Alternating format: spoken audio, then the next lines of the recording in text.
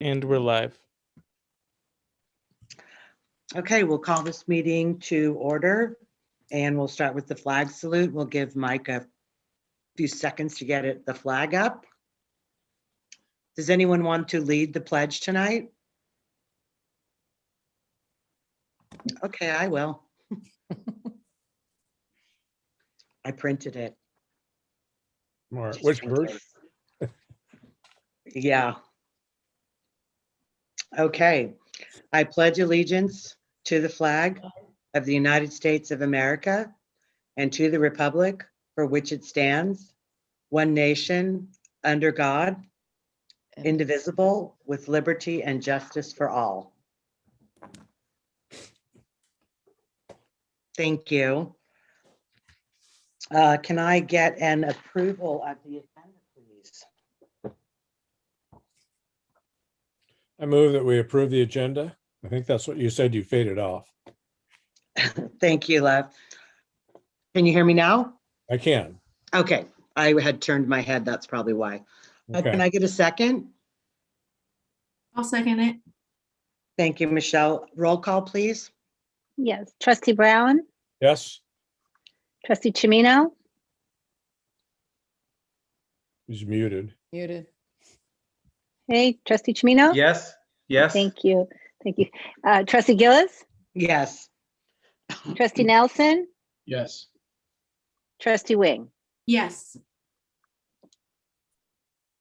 Okay, item 3, public comments, if there are any. Board President Gillies, we have 5. Okay, thank you. Yes.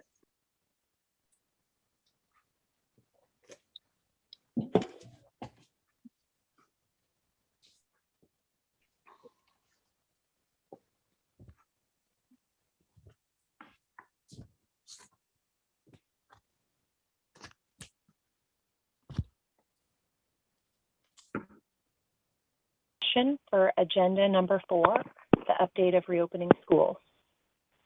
My children attend school here in Rohnert Park. I would like to start out by thanking our teachers. I have never doubted all of their efforts and all the incredible work that they have put in for distance learning for over a year now. On the other side of the coin are all of the children, all of the students that for over a year ago had their lives turned upside down overnight.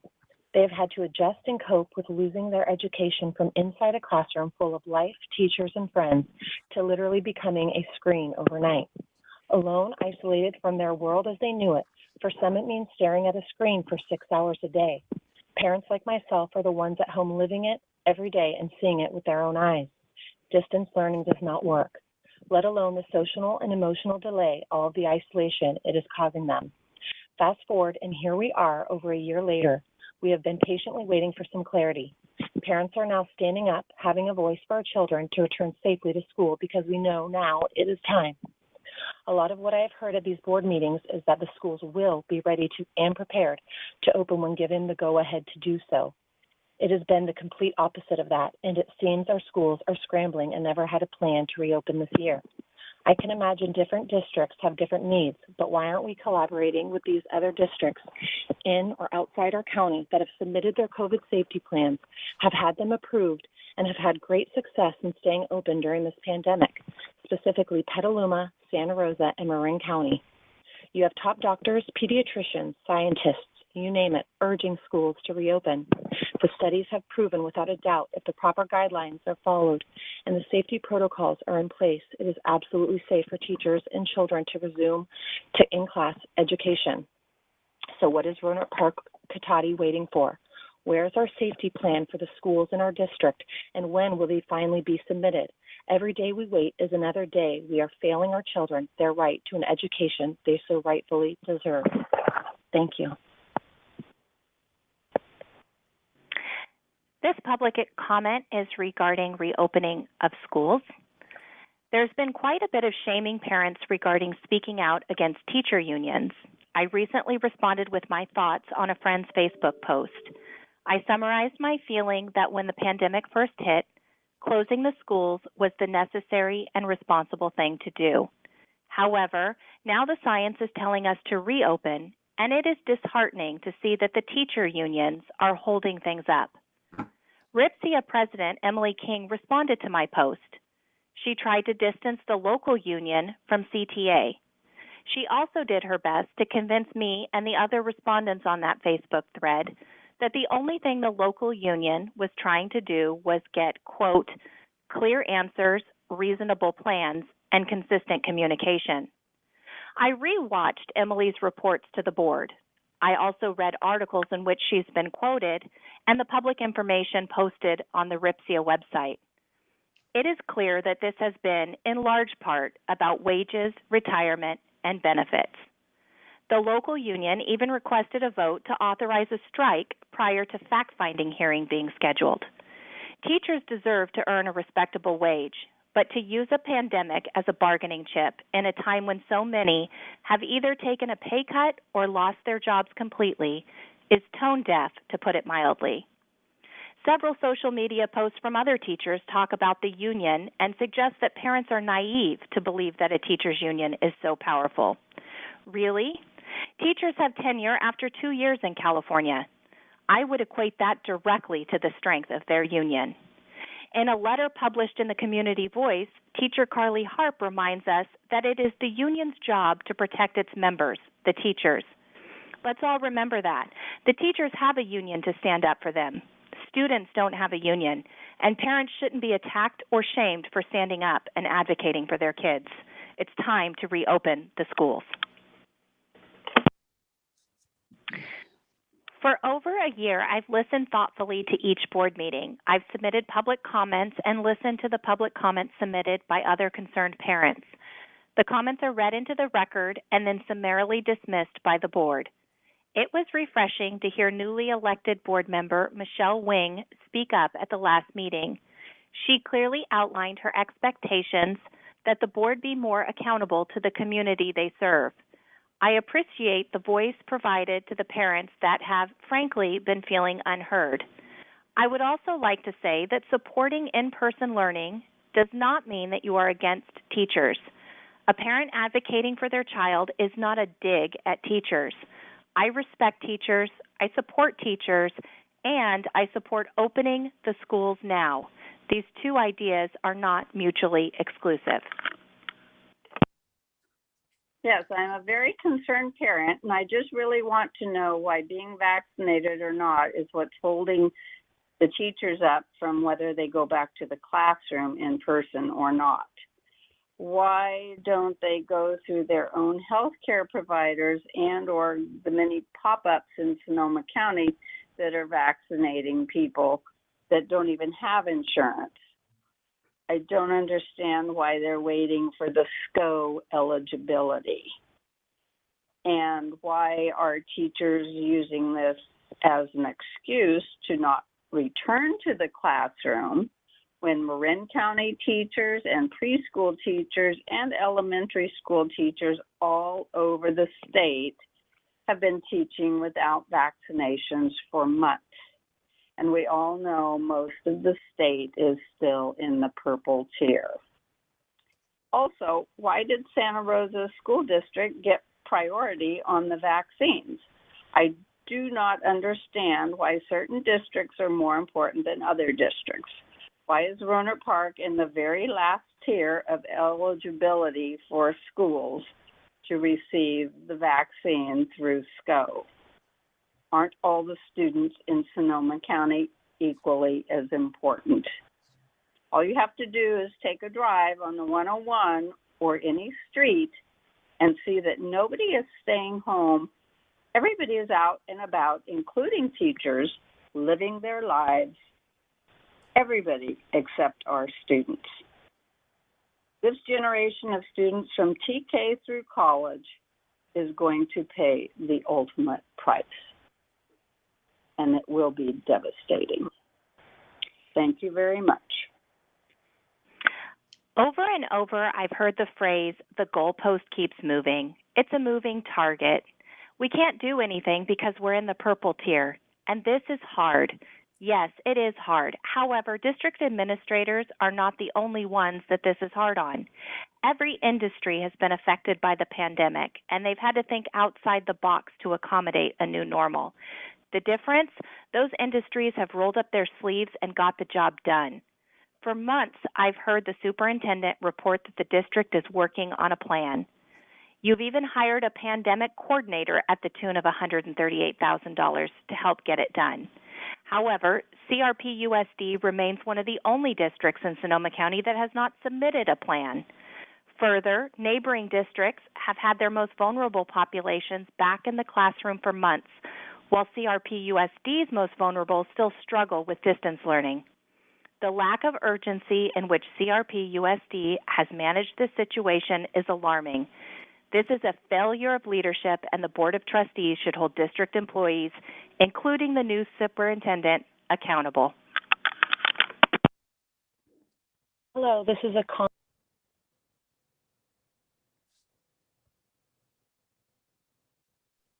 That's all 5 of them.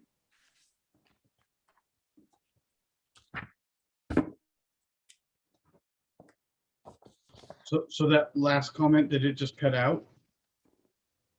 There was only 5 that were received, so that must have not gone through.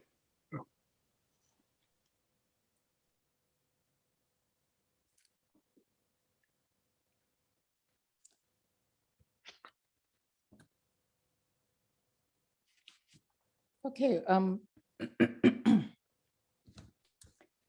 if we'd like to begin the presentation, was that Board President Gillis? Should we go ahead and begin?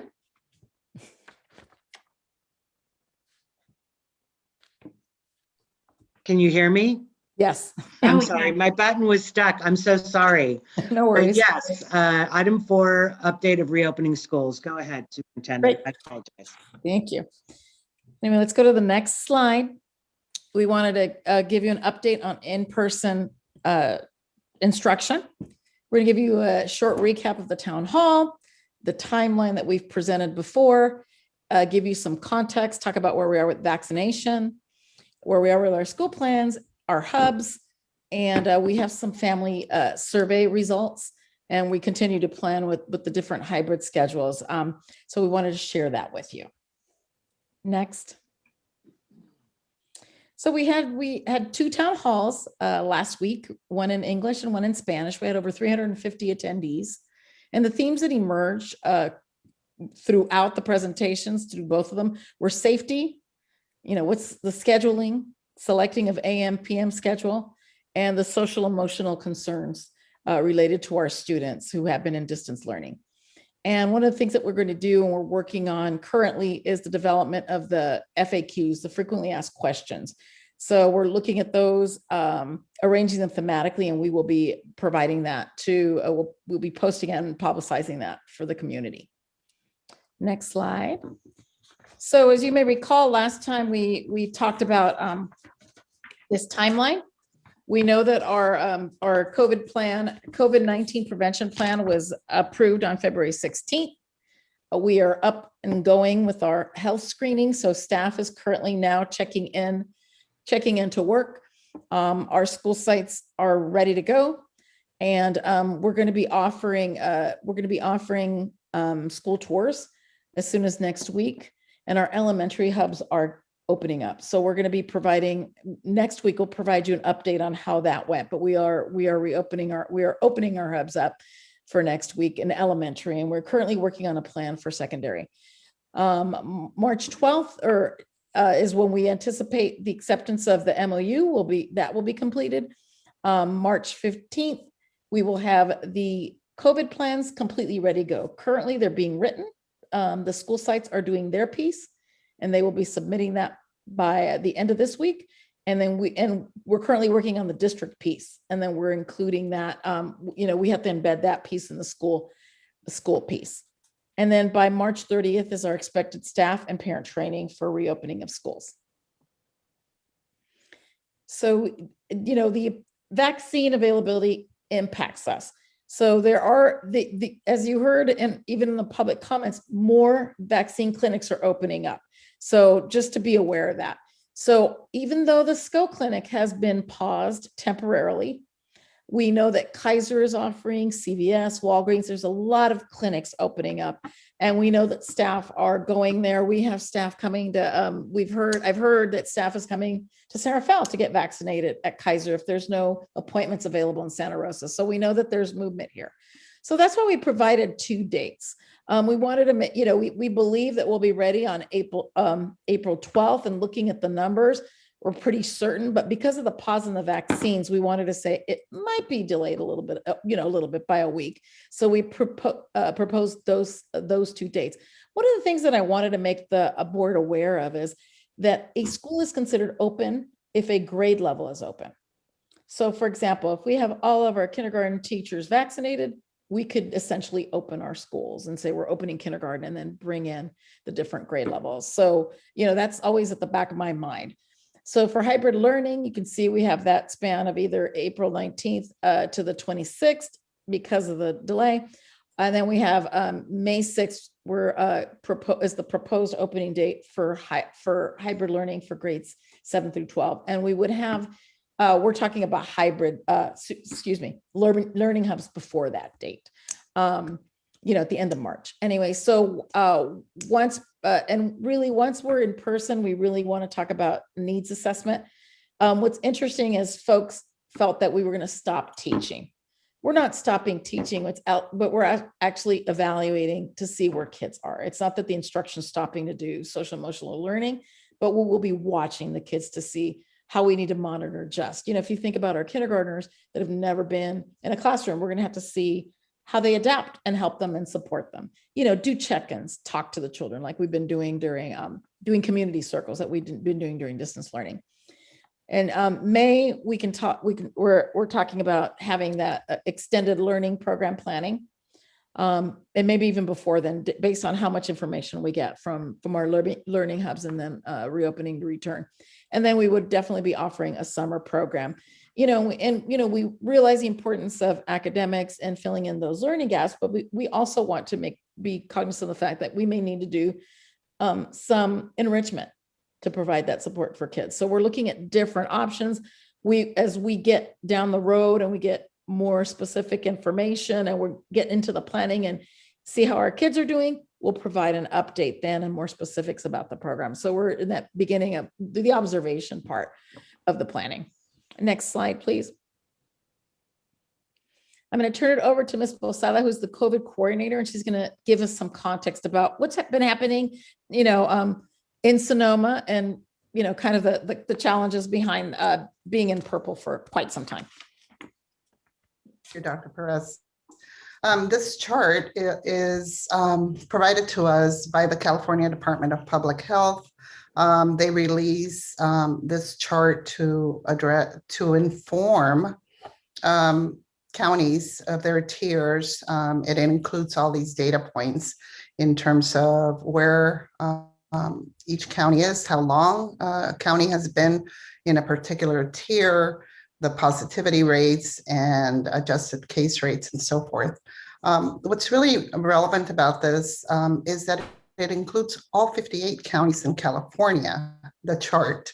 But what I did is I extrapolated some of that data and imported it into so that it could show us the 9 counties in the Bay Area and relative to them, where does Sonoma County stand? So as you can see, it's showing us that as of February 15th, the most recent chart was just published on 2/22.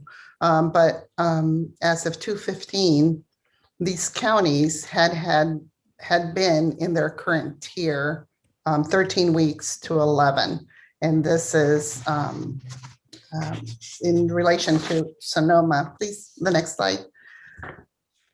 When we look at Sonoma County, however, we have been now in our current tier for 26 weeks. And our first date in this current tier was August. It's really relevant to understand the context that schools have been operating under, and to also understand the work that our district has been doing to ready to open our schools. Next slide, please. This chart has helped to inform our parents, our families about this is called a crosswalk chart, also provided to us by our county health department. And it originates from CDC. It shows us the difference between federal guidance and California guidance. And although we rely on all health experts for our opening of free schools, we are going to adhere to the most stringent guidance because we need to, and because we have to. And so if you look at the bottom row in this chart, what it shows us is that while CDC tells us that all schools may open, California, it's a little bit more stringent, and they give us more guidance relative to the number of cases that have to be in place for us to open certain levels of school. As we all know, we continue to be in the purple tier. And what's relevant also about this crosswalk is how this information is applied. We're listening to all our health department guide, as I said earlier, and sometimes what that does, because we've been in our current tier longer, it causes us to sometimes try to explain why certain things that the county is asking of us, for instance, with our group, our special education group, right? They are expect us to have 6 foot of separation as we transport children that are in SDC programs, or they expect us to cohort children with IEPs. Well, we know from the educator's perspective that that's not necessarily practical, or sometimes not even possible. And so I think it's a very interesting chart to show us how we have to navigate all the guidance that is given to us. Next slide, please. There is a lot of interest, obviously, on the vaccines. And as the group knows, we began vaccinating here at Rancho Cotati High School at the TAG building on February 8th, 2021. For those that don't know, there were other sites that were being considered at that point. Rancho Cotati, our district was chosen as the site. And this clinic is serving 650 preschools and daycares, 40 school districts, and all auxiliary programs like SELPA, SPED, transportation, 60 private and charters, the SSU and SRJC. Leading that effort are our very own nurses. And so there's 39 to 42 school and county nurses supporting this effort. We're very proud of our district nurses who are showcasing not only their medical expertise, but their leadership in this regard. We started with the tiers that were given to us, and that was for people over 70, educators over 70 years old, or anybody that had direct contact with students. As you can see in this chart, week 1, 1,100 people were vaccinated. Week 2, 2,100. There was a question in the comments about why SRC or Santa Rosa City Schools were vaccinated. Well, the pause caused they would have been in that batters up position had the clinic not closed. And so that's one of the reasons. And what it will result in is that our own cohorts will be accelerated. That's the expectation. They're expecting 4,000 doses next week, with 1,100 of those being dedicated to second doses, and the remaining 2,900 to cohort C and D. Our district is cohort D, but the fact that Santa Rosa City Schools is being vaccinated this week, despite the clinic closing, gives us opportunity to vaccinate more of our own staff. In terms of elementary school staff, they have been prioritized.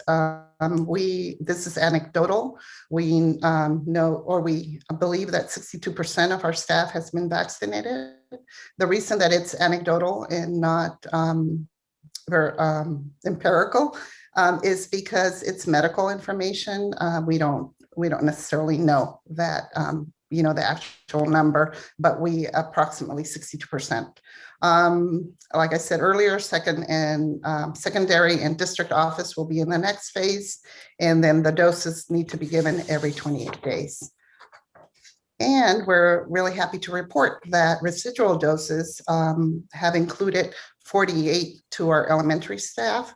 Residual doses are those doses that are left at the end of the day for no shows or schedule changes or people obtaining vaccines in other clinics. So and really what, we're doing, obviously participating in the SCO vaccine clinics, but also we know that our teachers are signing up right now, Kaiser. And I mentioned this before, but we know that we're hearing that folks are getting appointments.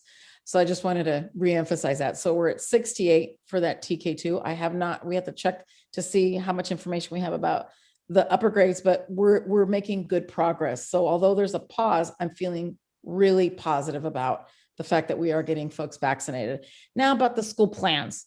So, I don't know if I remember saying this, but the template and the count, what ended up happening is districts were using the state guidance to submit their plans. And County Public Health, Sonoma County Public Health said, well, that's not good enough. You need to put some more information in there. So so that what they did is they provided a very detailed rubric and the template, and that was made available to districts on February 11th. So it's really obvious that people are learning as they go along, and the different groups are coming up with products based on kind of the learning of the first set. So currently we are receiving plans. We've already received a handful of plans from our schools, and that is the goal, to get them in this week. And then the district plan is to be completed this week, and then we're merging them, because really the school plans are very site-based, and then we will be adding the district component to that. So then the plans would be submitted. We have a little bit of time for revising and making sure that they're all, we meet every rubric point, and we expect to submit it no later than March 15th. We would post it on the website by March 24th, which means we would be set and on schedule for the April 12th opening. So we right on schedule. The one thing to note is that our plans are going to be of high quality, but if we enter red tier, if we're fortunate enough to enter into red tier, we do not need to submit the plans for county public health approval. So there's less hoops to jump through with the tiers. That's why you see that Marin County had their plans done and they were able to reopen. They had less criteria, less components. And then also that we must post, just a reminder that we must post the plan and notify parents 5 days prior to in-person instruction. So you see that our target is March 24th, which gives us about 2 weeks where we're posting and notifying our families about the return to in-person instruction. So that's a little bit about the school plans. Next slide, please. And now I'm going to turn it over to Dr. Perez, who's going to talk about the learning hubs and what we're doing to bring back students. Yes, thank you so much, Dr. Perez. So as we've shared, our learning hubs are to support special populations. In the primary grades, we're focusing on ensuring that students have an adjustment to hybrid. But for all students, we are focused on the cohort of students that needs the most support, which are our English learners, special education, homeless, and foster youth. This is the definition from the State Department of Ed, from the CDC the California Department of Education, I should say, on special populations. So this is a definition that is given to us by the California Department of Education of who qualifies as a special population. So again, it's English learners, special education students, homeless foster students. We're going to have again, following the cohort model that we must follow, which is 14 students to adults. We have now been able to, we're working closely as a district interdepartmentally, and we know that we will have breakfast and take-home lunches will be provided during the hubs in a very safe manner, so that, you know, we have plans to ensure the safety of students when they are consuming that breakfast during an actual break in their distance learning day. The start date, as Dr. Perez indicated, for TK through 5th grade hubs is March 8th. So that is this coming Monday. Thomas Page, being a TK8, will, their whole school hubs will be able to open on that day. For secondary, the planning right now is for the hubs to open on March 29th. And on March 4th, we have training for all of the hub staff and site administrators, a very detailed training on the safety measures that need to be taken, what that all entails, the crisis go, the directionality of movement, hand sanitizing, all of those things, as well as a component of professional development on working with students' social emotional needs at this time. So that is the plan right now for the learning hubs. Just to reiterate, Monday is our first day back with TK through 5th grade students in hubs. And we are really looking forward to doing the same for secondary on March 29th. Next slide. Can I ask you a question? Absolutely. About that? Do we have any idea how many kids or do we have signed up for the TK through 5th hub starting on Monday? Yes, thank you for your question. So principals helped identify the students. They worked closely with their staff, looking at the needs of students that may really be struggling with accessing distance learning, completion of assignments, a variety of factors. At the elementary grades, we're looking at approximately 2 hubs per campus. As again, our strong focus in elementary is the reopening in April. So we decided, you know, that 2 hubs per elementary campus was really doable at this time as we prepare more strongly for that reopening and hybrid. At the secondary level, it's looking very favorable to have much more than 2 or 3. We are still in the process of determining the exact number of hubs in secondary, following again that guidance from the Department of Education on what qualifies as a special population. Thank you. So what is this? We're moving on into hybrid instruction now, Dr. Perez. Shall I take this? Yes, Great. you do. Thank you. So the hybrid, what will it look like? It's students again in cohorts of 14. Half of the instruction will be done synchronously, either in the AM or in the PM. And then the other 50% of the instructional time will be asynchronous, meaning assignments that are given to the students, not during live instruction. Maintaining that 6-foot distancing as we've prepared our classrooms. You know, we've shared slides in the past with the photos of what these classrooms look like with the 6 feet apart and the safety. And we have the ability now we will continue to provide meals. And in this setting, hybrid students will be able to take home a lunch at the end of their scheduled in-person instruction time. Next slide. So this is the draft of the hybrid schedule. I think it's firming up a little bit more than draft at this point, but it's still a draft as we continue to work out fine-tune the details. AM cohort beginning at 8:10, going to 10:30. There is a 2-hour cleaning time in between, and then the PM group at 12:30 to 2:50. And that's a Monday, Tuesday, Thursday, Friday. On Wednesdays, instruction is done in the morning. There's a class meeting, which is done online. So students do not come on Wednesday. And then staff has time for their professional development, their PLCs, their planning time, their lunch, and their prep on Wednesdays. Every student will be assigned to either cohort A or B, and students who want to remain participating via distance learning may do so. Next slide. The response rate has been fantastic to the survey that was sent out following the town hall meetings. So we have had, it's actually ticked up a little since we put this slide together, which is fantastic. What is very much trending in the same direction, even with increased replies, is that about 47% of our families are selecting for their student to attend in the morning, with the other half either attending in the PM. We had 10% of our families that said either AM or PM would work for their child. And we can see that 20% are looking to remain in distance learning at this time, with the flexibility to send their children, should they feel more comfortable doing so at any point. Their spot will be held in either the AM or PM cohort, so that a family that opts to participate via distance learning will have a spot should they choose at one point to have their students rejoin their cohort. Next slide. The secondary schedules, for grades 7 through 12, as Dr. Perez mentioned, we do need to be in the red tier. We're working with the vaccination, as Ms. Posada shared. The tentative timeline for our secondary teachers is for that first dose to be March 15th that week. Although, as Dr. Perez mentioned, we know that many teachers have found other places to get their vaccination, which is fantastic. But if we go with this timeline, then March 15th would be the first dose that week. The second dose would be April 15th.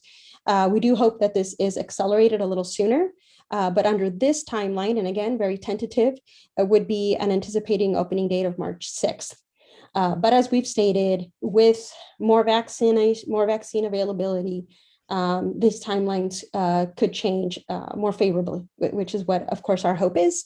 And then we would revise our dates. And that's why it's so essential to ensure that our classrooms are ready, and which we have done. You said March 6th. I think you meant May 6th. May 6th. Wow. Okay. I just wanted to clear that up. I was like, wait, what did I miss? Thank you so much. My apologies. May Okay. 6th. Yes, thank you. So anyway, I wanted to wrap up the presentation by kind of identifying what needs to be done. So really, these are the last details. Thermal scanners, we still have a few more to install. So that'll be done by the end of the week. By mid-March, we will have the MOU ratified.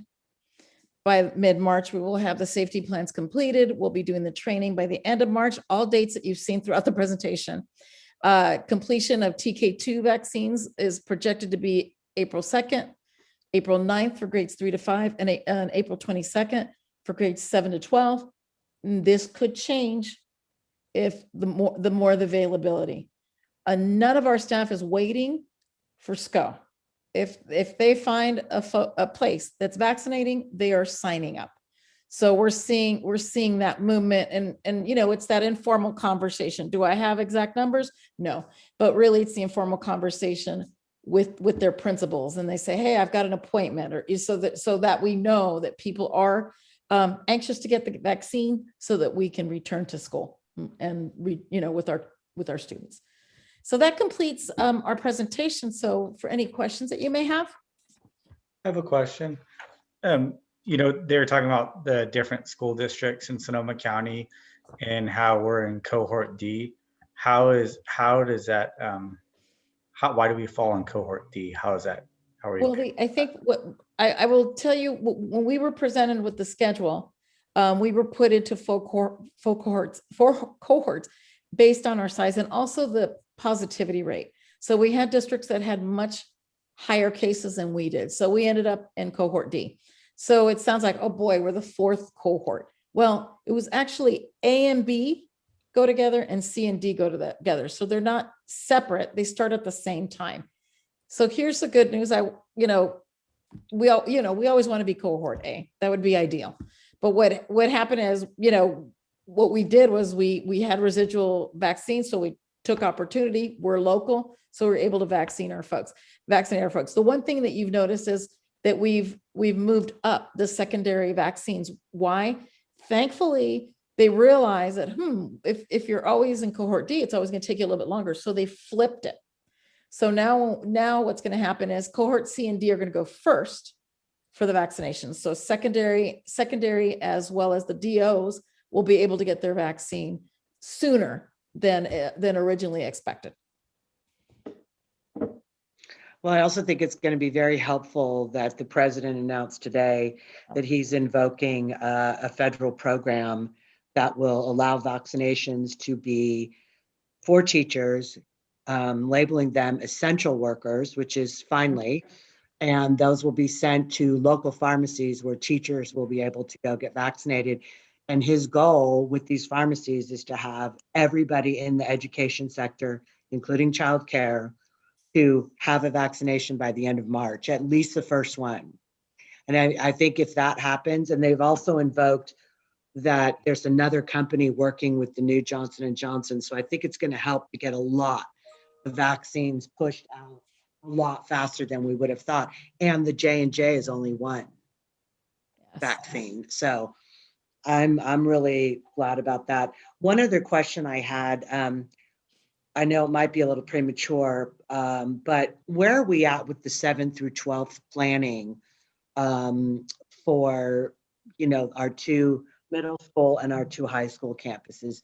Do we know what that's going to look like at all? I mean, I know Lewis presented the schedule, but I'm wondering if it's premature to talk about how students are going to move around and what cohorts are going to look like and that sort of thing. Well, we have been planning, we have schedules in place. The challenge has been that in the purple tier, we can only have two stable cohorts or 2 stable groups. That's the new word, 2 stable groups. So if you think about that, that's 28 students. So if you look at Rancho Cotati's schedule, which is similar to Tech Middle, they have 75 students on their caseload. So the math doesn't add up. So, we're talking about how do we bring back students for tutorials, but really the hangup is that we've never had a lot of clarity around that cohort group.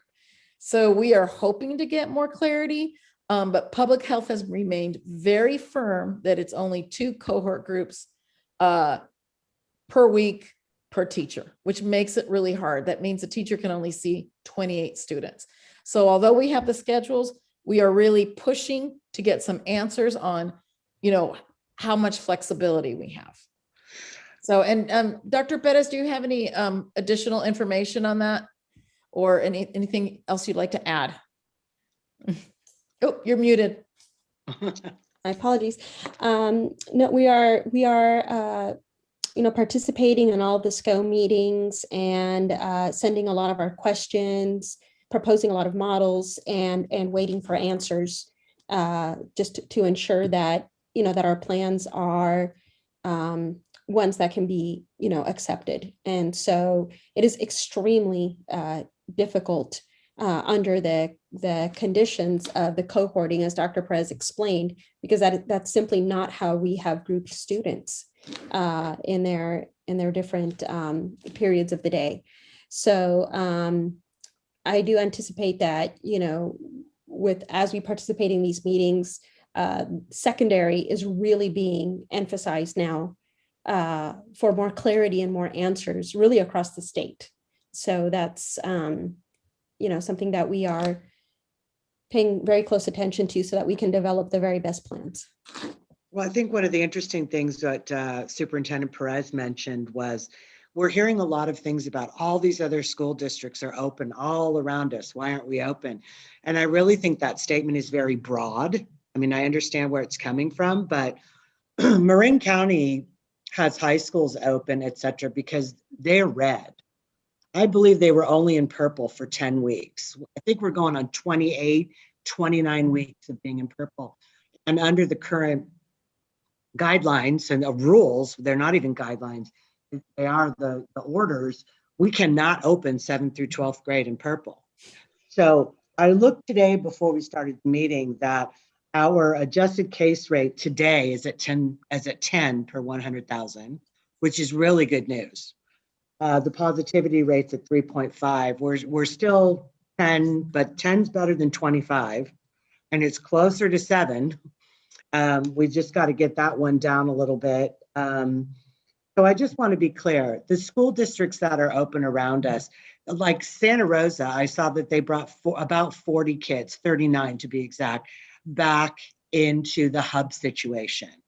I saw Petaluma in the hub situation. We're not talking about private schools, charter schools. I mean, I looked again today, I saw 10 schools are open. One is a public school. I believe it is Bolinas, and they have 26 students. The rest are all much, much smaller charters. So I'm kind of confused why people think all these districts around us are opening when it's really, I guess you could say they're open if you've got 5 kids on campus, the schools are open.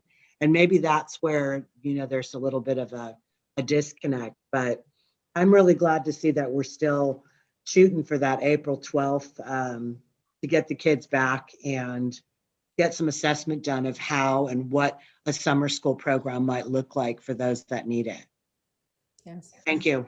Ms. Posada, you had something to add? Yes, I was going to say that despite the guidance that we're really seeking clarity on the cohorting of our secondary, the readiness of our schools and our sites has been in place since last year.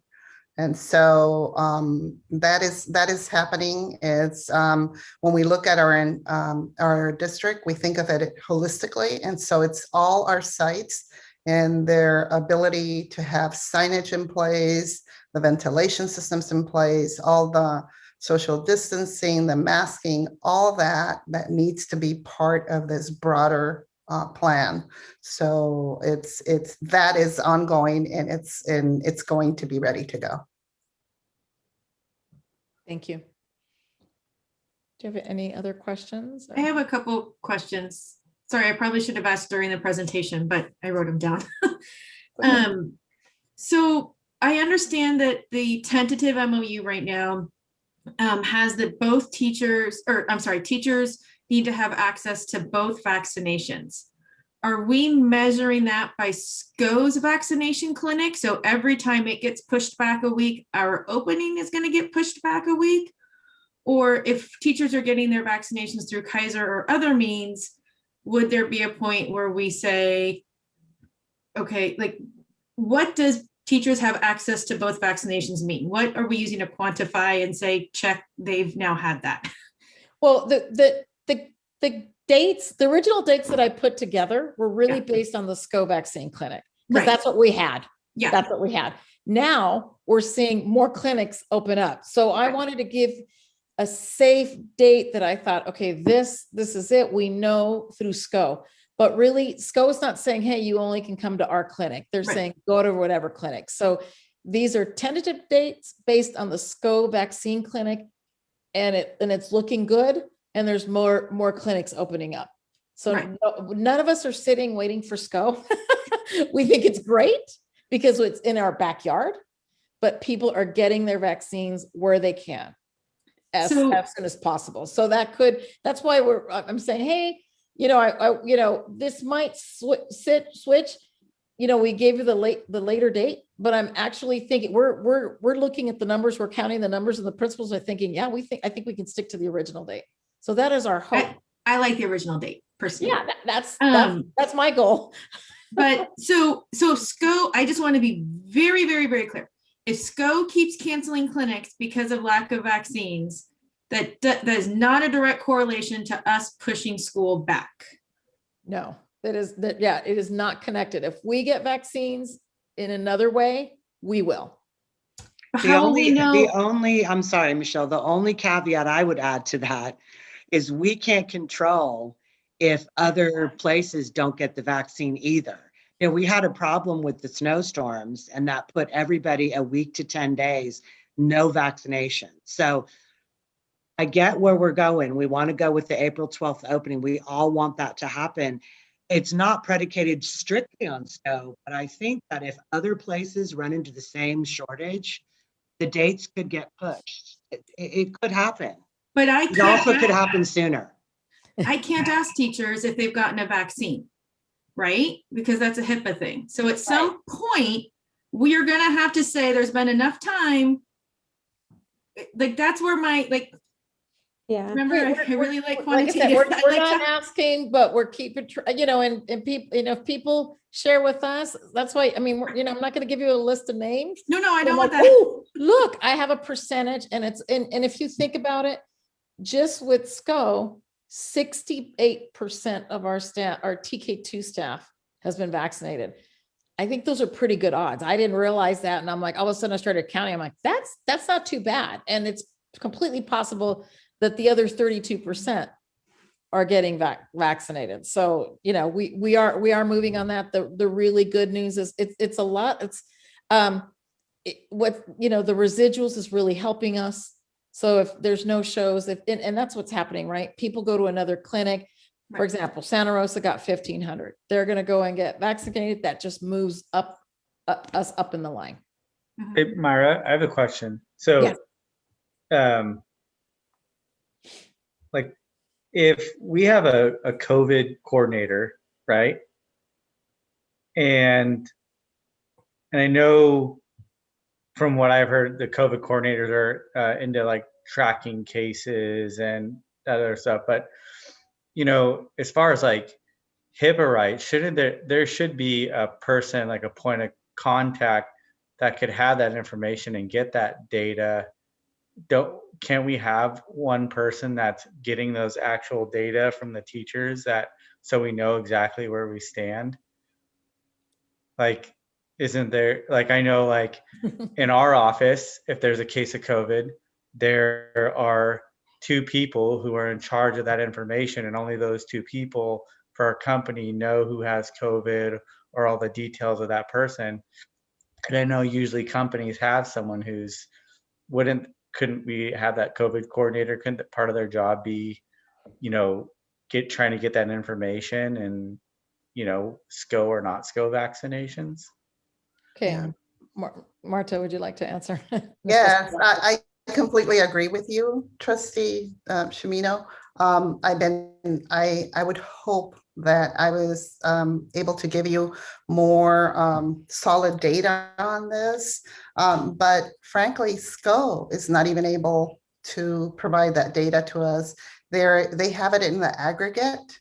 They're using a platform called Prep Mode to set up appointments and follow-up appointments. And I've asked for the information, and what they can give us is just the number of vaccines issued. They cannot disaggregate that data by district. The other thing about this is that it's medical information. And so for the time being, we're relying on teachers or anyone receiving the vaccine to be willing to share that information that they were vaccinated. Frankly, the vaccinations are just being offered. They can't be required. And so I've asked for the information. I'd love to have it myself, because when the superintendent or the other Dr. Perez asked me for this kind of information, I wish I had it readily at my fingertips, but not even SCO has it, and so they just have it in the aggregate. How are we, if we say we're not going to send the kids back until the teachers have had 2 vaccines, how do we know? I guess I just don't understand how we're we can't, you're telling me we can't measure it. So Yeah, what I are feel we like waiting for? I guess I just don't know, like on April 12th, what if half the teachers go, wait, I did not get my vaccine, I'm not going back?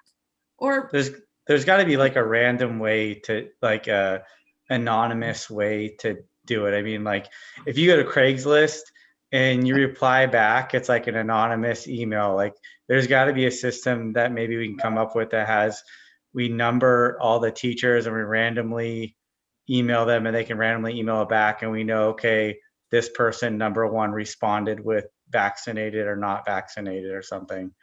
I think there's a way so we can see, like, track better where we're at.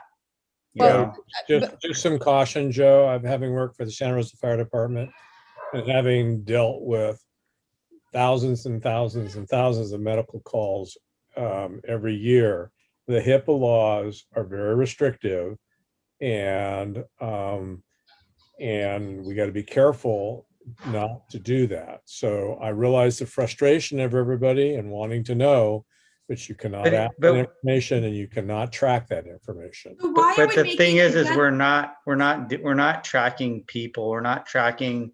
We just want to know we have X amount of people in the district. We have X amount of, teachers 1 through 50 is, TK through first grade. We can randomly number. Somehow there's got to be an array to randomly do it. So people's identity, it's kept confidential. We just want to know, okay, we can get some actual data. It's like, oh, we have 67% of this set of teachers done. Like, how do we know where we're at, and how do we know that we're going to get there on time if we don't even know who's vaccinated or not? Or if we can't measure the teachers, which I totally get that, that's like a spreadsheet I wouldn't even want to deal with. We have a goal that is unmeasurable. So how do we know when we've met that goal? So wouldn't it make more sense to say, we think this is a reasonable amount of time for teachers to receive the 2 vaccines, either through SCO or Kaiser or the community center or something else. And guess what? That's the day we're going back. And to say that in the MOU, all teachers have to have access to vaccines, I can't say that because that's you're telling me that's unmeasurable. So how can I say that I'm going to do something that I can't measure? Yeah, and I think that it's not measurable, it's inaccessible. Okay, that's unmeasurable. That's like, I want to see the number. And if we can't, I'd like us to say a timeline. Like, this is a realistic timeline. And I agree with both of you completely. What it is that we have to offer them the vaccines. And so we have a tiered cycle of dates that have been prescribed to us by SCO.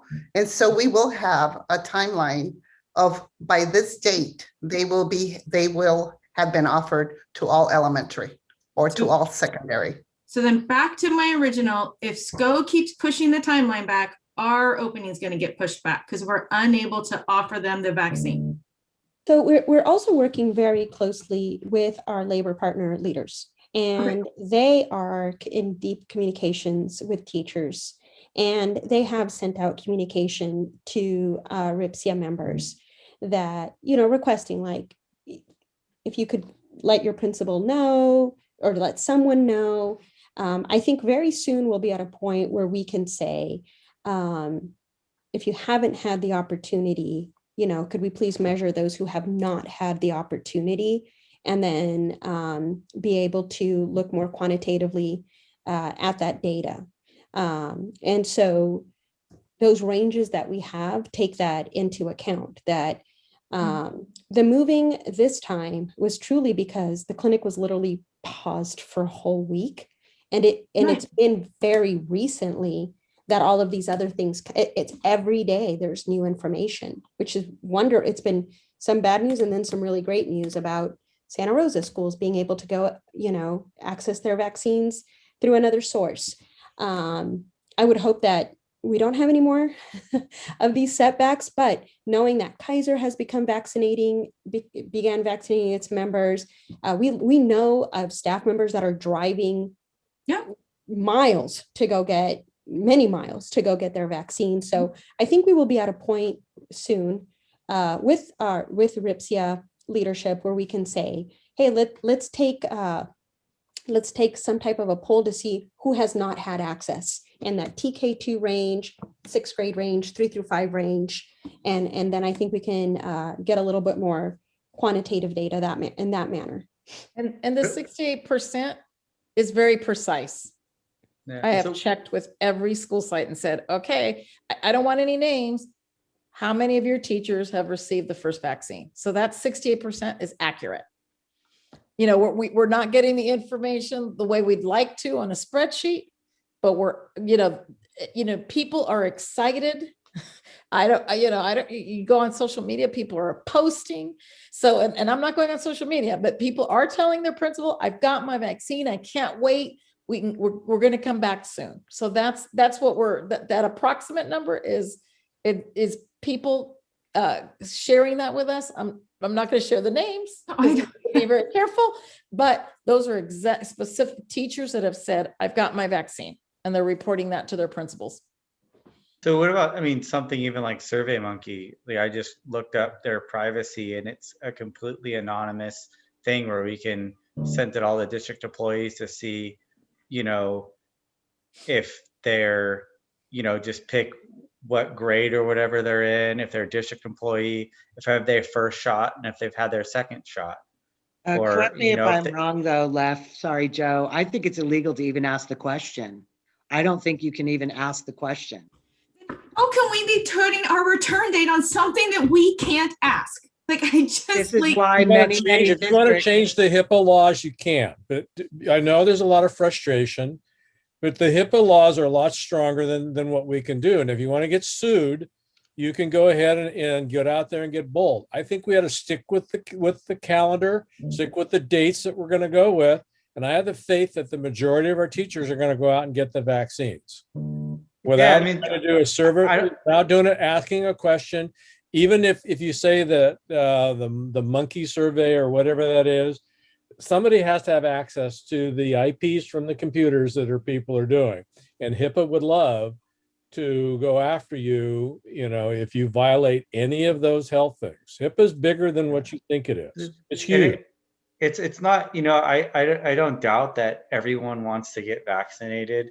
I don't think that's it. It's just, you know, when you like, basically we're putting a date out there.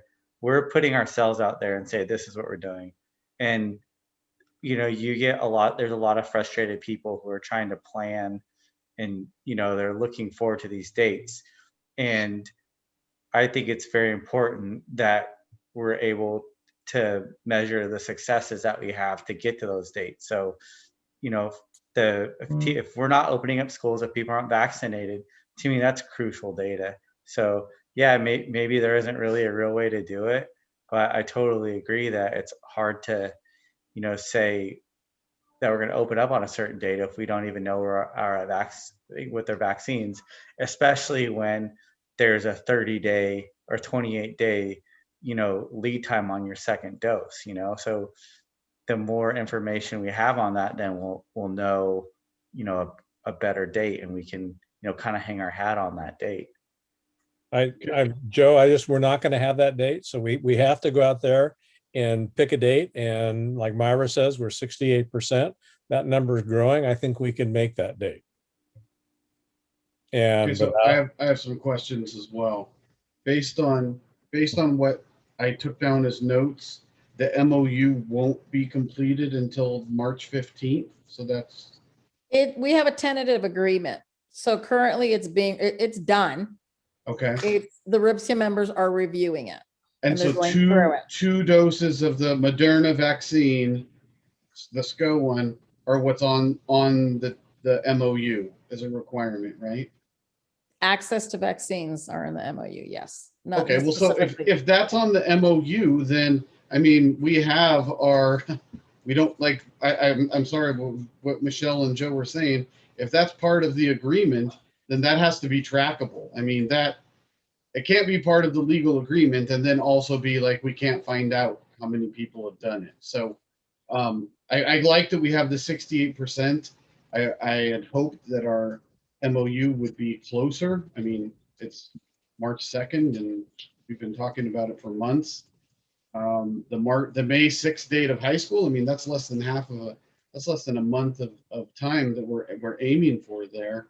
I was hoping that on the MOU there would be some voluntary stuff or people provisions where, you know, somebody could come in if they've only had one vaccine dose, especially considering that the news reports are saying that the Moderna one can be 80 to 90% effective in its first dose.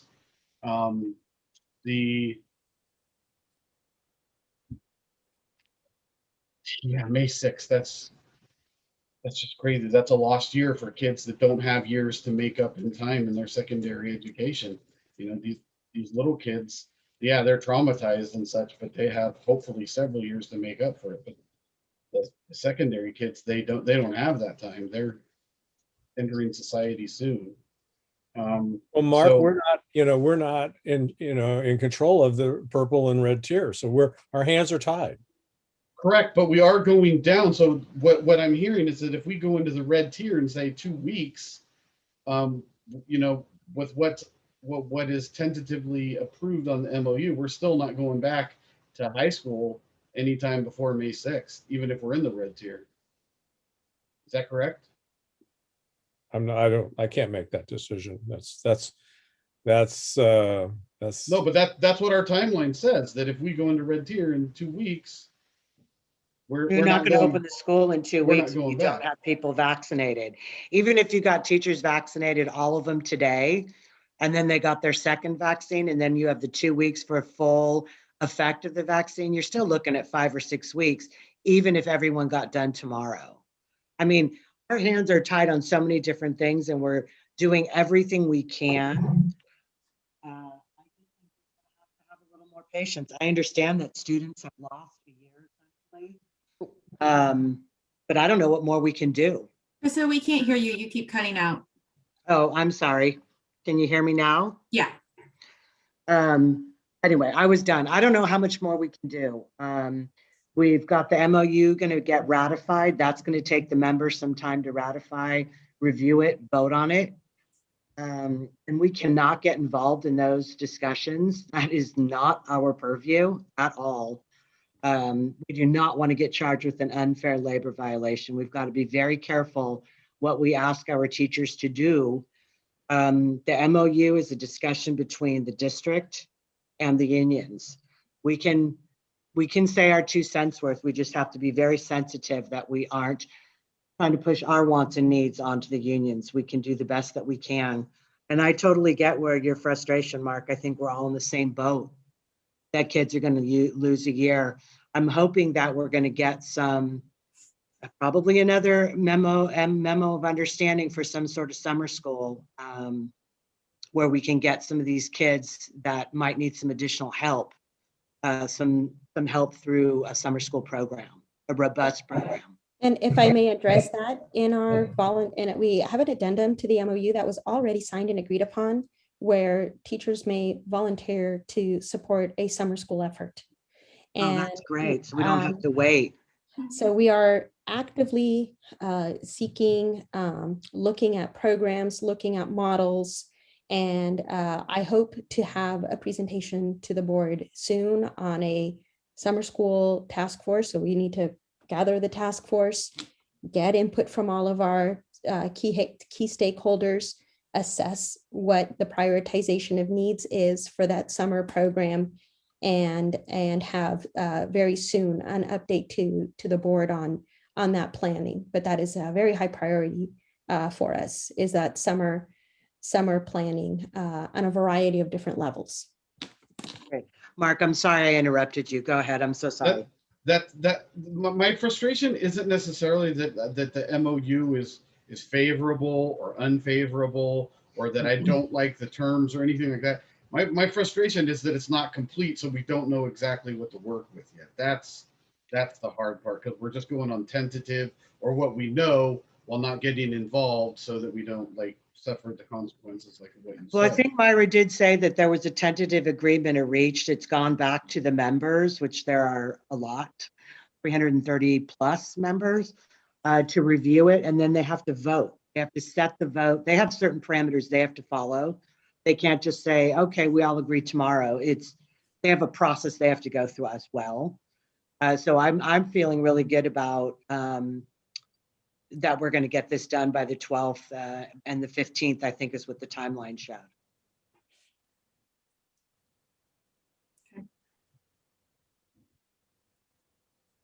I do have a couple other questions that have nothing to do with the return of schools, other things. I was thinking, so just one last thing on the vaccine. We only have to give teachers access to the vaccine, right? Yes. So that is measurable, because we would know how many vaccines were offered to teachers in each week. So we can say that if we have, I'm sorry, I don't know how many teachers are in our district. That's a number I should know. I'm embarrassed to not know that. But if there's 300 teachers in our district and we've gone through the process, we should be able to say we have offered 300 teachers and staff a vaccine. So it doesn't actually matter if teachers get it or not, because teachers are allowed to decline and not get it as well, correct? Correct. Okay. So I don't actually need to know how many teachers got it. I just need to know how many teachers have had access to the vaccine. So that would be great information maybe at the different board meetings that we could have, because my understanding is that that is a requirement for us to reopen, is that our teachers have access to the vaccine. So if we could just know that number, that would help me with my little timeline of check boxes. So Sure. I would appreciate Absolutely. that. Yeah. So we, on your chart, it said April 12th or 19th, TK through 2 and 6th will potentially go back. I haven't seen any schedules for 6th grade. So would Tech Middle and LJ, and I don't know what Thomas Page is doing. Are they going to follow an elementary school? Or are they following a high school schedule? Do we have a schedule for them? What does 6th look like?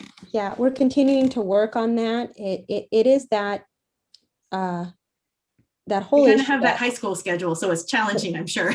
so yeah, in 6th grade, when we realized that we could capture 6th grade under the elementary rules of purple, Yeah, I think it's great. that was a game changer.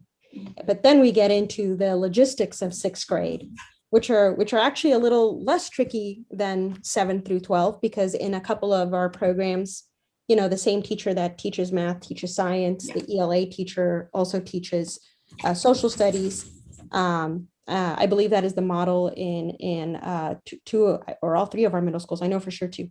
So they are looking at the way that their students are all cohorted, and we are following up on those meetings to have a schedule that is inclusive of all our 6th grade students in a manner that is reasonable. So the schedules that we've looked at all present significant challenges.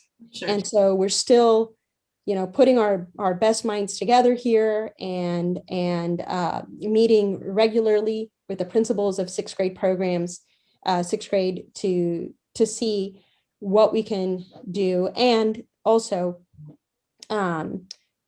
you know, these are grades that of course are included as well in the hubs. You just to remind everyone, like that is something that is happening here very soon at the elementary grades. So, but yes, we are working on those schedules.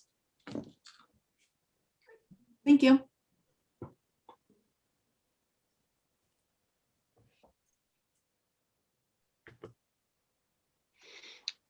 So I think can't talk much. What other board members would like to? Joe, do you have more questions?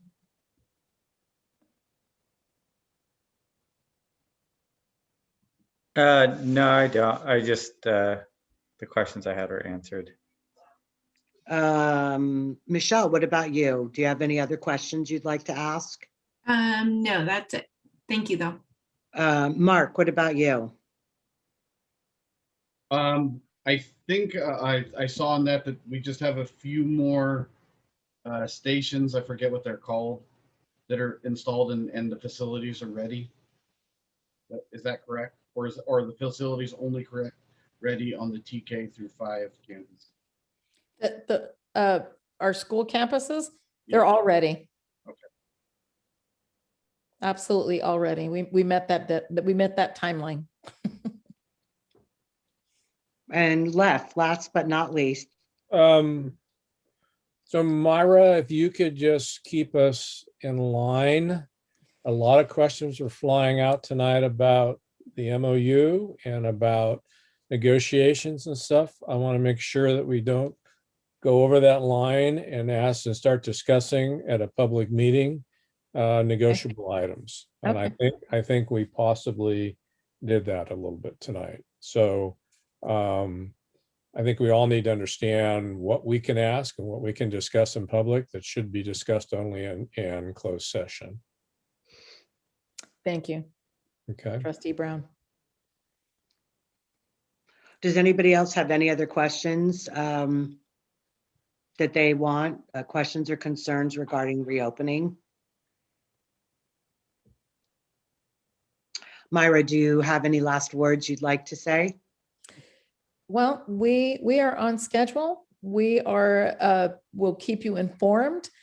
We have 2 more board meetings this month, the next 2 following weeks, and we will give you update information as we develop the plan. But definitely, everybody's working and on the schedules and the different components of this and asking a lot of questions because we want to do this right. And we are really, really happy and really thrilled to be welcoming students on Monday. I have another question that has to do with those town hall meetings. I think you said 350. Yes. 350 parents. Was that 350 and from total from both meetings, or was that 350 in each? Both meetings together. What was the ratio? I attended the Spanish one and I thought there were some good questions in that, but I want to kind of find out like what was the, do we have like 200 and 150 or, you know, what? We currently we're building our Spanish parent meetings. We had about 50 parents in the Spanish meeting. So that's, and it's increasing each time.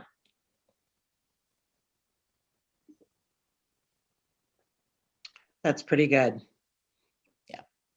You have an LCAP meeting, you're lucky to have 10 people there and most of them work for the district. So progress. We are building. We're definitely building and we're really pleased because we're seeing parents return for all of the meetings. So we, you know, and we're recognizing the names and so it's I'm very happy about that, very pleased. Well, I want to thank everybody. I know that this has been a difficult year for everybody. And I know that everybody at the district office, all the staff, all the teachers, everybody's working really hard to try to get the schools open in the parameters that we've been given. So I just want to say thank you to everybody. And it's going to be great to have some students back on Monday, and going forward, I think we'll just keep opening it up more and more. So thank you, everybody. And if nobody has anything else, we will adjourn this meeting. Thank you. Thank you. Thank you. Thank you.